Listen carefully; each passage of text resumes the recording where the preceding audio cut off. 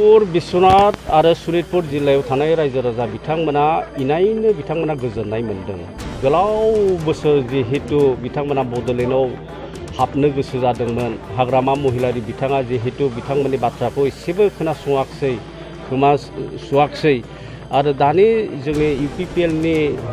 जि माने सरकार आरो मानगोनां प्रमद बर' बिथाङा जिहेतु बै ओनसोलनि जे रायजो राजा बिथांमोनखौ बड'लेण्डआव दिनै सोसनबाय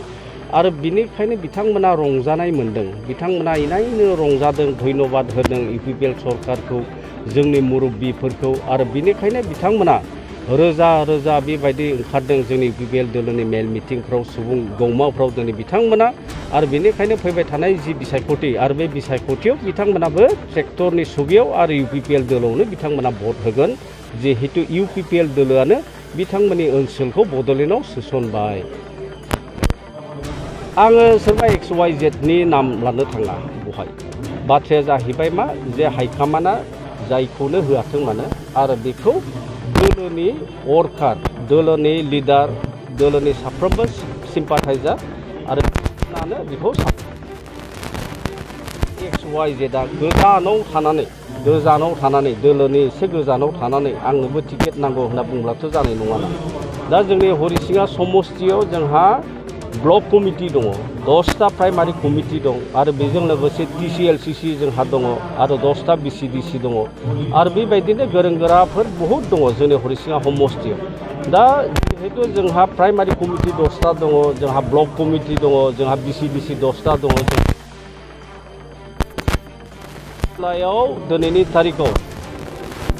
गोजाननिफ्राय जुदि सोरबा नैबे दोलोजों खुनु लोब्बा गैया सोरबा सुबुङा जुदि ओरैनो आवरायबायब्लाथ' बे बाथ्राया माने जुक्ति माने जानाय नङा आरो बा गनायथाव जानाय नङा आरो बेनिखायनो हाइकामाननि जि डिक्लेरेसन आरो बे डिक्लेरेसनखौ जोङो एसे नेथ'नांसिगोन आरो। महिलारिया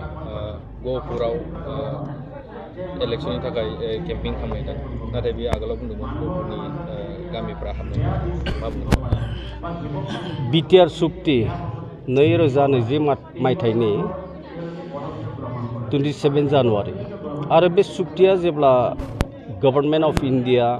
गभर्नमेन्ट अफ आसाम, दुलाराय फरायसा आफाद आरो NDFBनि मोनब्रै फेट UBPO जि दिनखालि साइन जादों आरो बे दिनखालि हाग्रामा महिलारि बिथाङाबो सासे उइटनेस सिगनेटरिमोन बिटिआर सुक्तिनि। आरो जेब्ला बिटिआर सुक्ति जाखांनायनि उनाव बिथाङा बुंदोंमोन कि जे बिटिआर सुक्तिया खुब मोजां सुक्ति आरो बे सुक्तिनि दारै बर'फोरनि जि हास्थायनाय, जि हप्स एन्ड एसपिरेशन्स बे गासैबो बे सुक्तिनि दारै फुलफिल जागोन, एड्रेस जागोन। बे खोथाखौ हाग्रामा महिलारि बिथाङानो बुंग्रोदोंमोन। दा जेब्ला 2020 मायथाइनि जि बिसायख'थि आरो बे बिसायख'थियाव जेब्ला बिथाङा जेनबाय आरो सरकारा जायाखिसै आरो बिनि उनाव बायदि रोखोम बाथ्रा बिथाङा बुंनो मा होनना बुङो जागायजेनबाय, बिटिआर सुक्तियाव जेबो गैया, बिटिआर सुक्तिया लाथिख' आरो बेबायदिनो जे जोंनि बिटिआर सुक्तियाव जे एक्सटेनसन अफ एरियास बेबो मोनसे जोंहा दफा दंखायोमोन जिहेतु आरो बेखौनो मानगोनां प्रमद बर' बिथांजों लोगोसे जोंनि जि माने सिगनेटरिस हान्जाफोर गभर्नमेन्ट अफ इन्डियाजों खुब मोजांनो बाथ्राफोरखौ रिभिउ खालाम सावराय दिनै एक्सटेनसन अफ एरियासाबो जाबाय आरो बेजों लोगोसे गहपुर,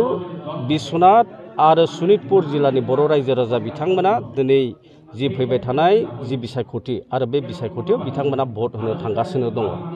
दा हाग्रामा महिलारि बिथाङा जिहेतु एक्सटेनसन अफ एरियासा माब्लाबाबो जानाय नङा, गहपुरा मालाबाबो बड'लेण्डआव हाबनाय नङा, बिश्वनाथ जिल्लानि बर' रायजो राजा बिथांमोना बड'लेण्डआव हाबनाय नङा, सनितपुरनि रायजो राजा बिथांमोना बड'लेण्डआव हाबनाय नङा। बे बाथ्रा महिलारि बिथांजों माखासे बिथांमोननि दोलोनि गिदिर गोलाव बिथांमोनाबो बुंबोदों, खिन्थु दिनै मोनसे बाथ्राया स्पष्ट जाबाय जे दिनै बे ओनसोलफोरा हाबबाय। दा बेखिनि समाव दिनै बिसायख'थि फैगासिनो दङ आरो जोङो खोनानो मोन्दों जे हाग्रामा महिलारि बिथाङा गहपुर, बिश्वनाथ आरो सनितपुराव थांनानै भट बिहैदों, जे जेब्ला बिथांनो भट होगोन आरो अब्ला हा-हुनि खामानिखौ मावगोन आरो बेबायदिनो माखासे गामिफोर जि माने हाबसननो गोनां दंबावो आरो बे खामानिफोरखौ बिथाङा मावगोन होननानै बेबायदि भुवा माखासे मिसलिया खोथाफोरखौ बिथाङा बुंदों जे 17 बोसोराव बिथाङा जिहेतु सरकाराव दङमोन आरो बिटिसि सुक्तिया 2003 आव जादों आरो बिथांमोननि सरकारा 2005 आव फैदों दा बेबायदिनो आसाम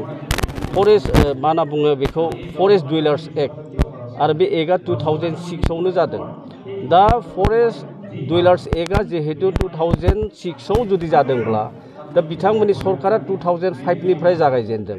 दा बेखिनि गोलाव समाव 2005 निफ्राय लानानै बा 2006 निफ्राय लानानै जि एक्टआ पार्लियामेन्टआव पास जाबाय फरेस्ट डुवेलार्स एक्ट थामहिनबा बे ओनसोलाव हाग्रा ओनसोलाव थानाय जायफोर ट्राइबेलफोर आरो बे ट्राइबेलफोरा हानि मोनथाय मोननांगौ बेखौ पार्लियामेन्टआव अलरेडि बियो पास जाखाबायमोन दा 2006 नि बा 7 नि उनाव हाग्रामा महिलारि बिथाङा जे सनितपुर गहपुर आरो बिश्वनाथआव थानाय जि फरेस्ट ओनसोलफोर आरो बे ओनसोलाव थानाय बर' रायजो राजा बिथांमोननो जे हानि अधिकार होनांगौ हानि मोनथाय होनांगौ बे बाथ्राखौ बिथाङा बैखिनि समाव बुङाखिसै आरो बेनिखायनो दिनैनि तारिखआव बिसायख'थि खाथि सौफैनाय समावसो दिनै बे ओनसोलनि रायजो राजानि खाथियाव मोनसे मा होनना बुङो क्रक'डाइल टियार्स होनना बुङो बेखौ ओरैनो माने गाबफ्लाहैथिनाय बुंनाय जे आङो उमुक मावगोन थुमुक मावगोन खिन्थु बिनि कार्यकाल समाव जिहेतु बिथाङा जेबो मावाखिसै आरो बिनिखायनो आं सानो जे गहपुर सनितपुर आरो जि माने बिश्वनाथ जिल्लानि बर' रायजो राजा बिथांमोना माब्लाबाबो बिपिएफ दोलो आरो हाग्रामा महिलारि बिथांखौ अनसायनाय नङा आरो बिथांनो माने भट होनाय नङा आरो बेजों लोगोसे बै ओनसोलनि रायजो राजा बिथांमोननि खाथियाव थांनानै आसलते बिपिएफ दोलोआ भट बिहैनाया बे लासिंसिं बाथ्रा आरो बिथांहा खुनु नैतिक अधिकार गैया बे ओनसोलाव थांनानै गावसोरनि बिपिएफ दोलोनि केम्पिं खालामहैनो दा हाइकामाना होयो दा 18टा समस्तियाव जोंनि हाइकामाना टिकेटखौ डिक्लेयार खालामबाय आरो बेबायदिनो 22टा आरोबाव समस्ति दङ आरो बे 22टा समस्ति जिहेतु डिक्लेयार जाथ'वाखै आरो बेखौ खुब खम समनि गेजेरावनो डिक्लेयार होनायनि बाथ्राखौ जोङो गम मोनदों दा बेखिनि समाव आसलते नोङो दोलोनि हाइकामाननि बाथ्रा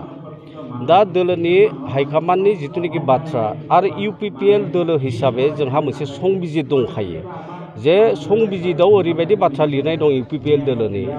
जे अफिसियेलि डिक्लेयार होनाय जि माने केन्डिडेट आरो बिथांनि एगेन्स्टआव इउपिपिएल दोलोनिनो सोरबा सोद्रोमाया जुदि बिर'धिता खालामोब्ला आरो बिनि सायाव डिसिप्लिनारि एक्सन आरो बेबायदि माने लानाय जागोन होननानै बाथ्राया स्पष्ट दंखायो दा बेबायदि टिकेट नागिरनाय सुबुंफोर बेबायदि अनेक दङ आं सानो जे दिनै सोरबा बेबायदि माने टिकेट बिदों आरो ओरैबायदि माने गोहो गैया जाय मानसिया बिदों जे बिथांजों लोगोआव 10,000 सुबुं जे माने थांफागोन बे आसलते जकारनि मोनसे माने बाथ्रासो जागोन आरो बियो फावथिनासो जागोन दा बहाय मोनसे खोथाखौ जोङो रोखा माने नुनो मोनो जे माखासे माने फालांगि टाइप मानसिफोरनि एसे माने दाम दर बेबायदि गावखौनो मा होनना बुङो नागिरफिननाय आरोखि दाम दर एसे मा होनना बुङो नागिरबायदोंगोन बेबायदि मोनसे खोथा जे गाव मा होनना बुङो खालामगोन 18टा समस्तियाव जिहेतु केन्डिडेटआ अलरेडि डिक्लेयार जाबाय आरो बहाय जोंहा खुनु फैयाखै आरो बेनिखायनो जि 22टा आरोबाव जोंहा टिकेट डिक्लेयार जानो दङ आरो बहायबो जोंनि हाइकामाना जि डिक्लेयार होगोन आरो इउपिपिएल दोलोनि जि मोनसे संबिजित आरो बे संबिजितनि जि नेमखान्थि आरो बे नेमखान्थिखौ गासैबो जाहाथे मानिलायगोन बिश्वनाथ आरो सनितपुर जिल्लायाव थानाय रायजो राजा बिथांमोना इनायनो बिथांमोना गोजोननाय मोनदों गोलाव बोसोर जिहेतु बिथांमोना बड'लेण्डआव हाबनो गोसो जादोंमोन हाग्रामा महिलारि बिथाङा जिहेतु बिथांमोननि बाथ्राखौ एसेबो खोनासङाखिसै खोमा सुवाखिसै आरो दानि जोंनि इउपिपिएलनि जि माने सरकार आरो मानगोनां प्रमद बर' बिथाङा जिहेतु बै ओनसोलनि जे रायजो राजा बिथांमोनखौ बड'लेण्डआव दिनै सोसनबाय आरो बिनिखायनो बिथांमोना रंजानाय मोनदों बिथांमोना इनायनो रंजादों धन्यबाद होदों इउपिपिएल सरकारखौ जोंनि मुरब्बिफोरखौ आरो बिनिखायनो बिथांमोना रोजा रोजा बेबायदि ओंखारदों जोंनि UPPL दोलोनि मेल मिटिंफ्राव सुबुं गौमाफ्राव दिनै बिथांमोना आरो बेनिखायनो फैबाय थानाय जि बिसायख'थि आरो बे बिसायख'थियाव बिथांमोनाबो ट्रेक्टरनि सुबियाव आरो UPPL दोलोआवनो बिथांमोना भट होगोन जिहेतु UPPL दोलोआनो बिथांमोननि ओनसोलखौ बड'लेण्डआव सोसनबाय आङो सोरबा XYZ नि नाम लानो थाङा बहाय बाथ्राया जाहैबाय मा जे हाइकामान्डआ जायखौनो होआथों मानो आरो बेखौ दोलोनि वर्कार दोलोनि लिडार दोलोनि साफ्रोमबो सिम्पाथाइजार आरो बेखौ XYZ आ गोजानाव थानानै दोलोनि एसे गोजानाव थानानै आंनोबो टिकेट नांगौ होनना बुंब्लाथ' जानाय नङाना दा जोंनि हरिसिङा समस्तियाव जोंहा ब्लक कमिटि दङ 10टा प्राइमारि कमिटि दं आरो बेजों लोगोसे TCLCC जोंहा दङ आरो 10टा BCDC दङ आरो बेबायदिनो गोरों गोराफोर बहुद दङ जोंनि हरिसिङा समस्तियाव दा जिहेतु जोंहा प्राइमारि कमिटि 10टा दङ जोंहा ब्लक कमिटि दङ जोंहा BCDC 10टा दङ दिनैनि तारिखआव गोजाननिफ्राय जुदि सोरबा नैबे दोलोजों खुनु लोब्बा गैया सोरबा सुबुङा जुदि ओरैनो आवरायबायब्लाथ' बे बाथ्राया माने जुक्ति माने जानाय नङा आरो बा गनायथाव जानाय नङा आरो बेनिखायनो हाइकामान्डनि जि डिक्लेरेसन आरो बे डिक्लेरेसनखौ जोङो एसे नेथ'नांसिगोन आरो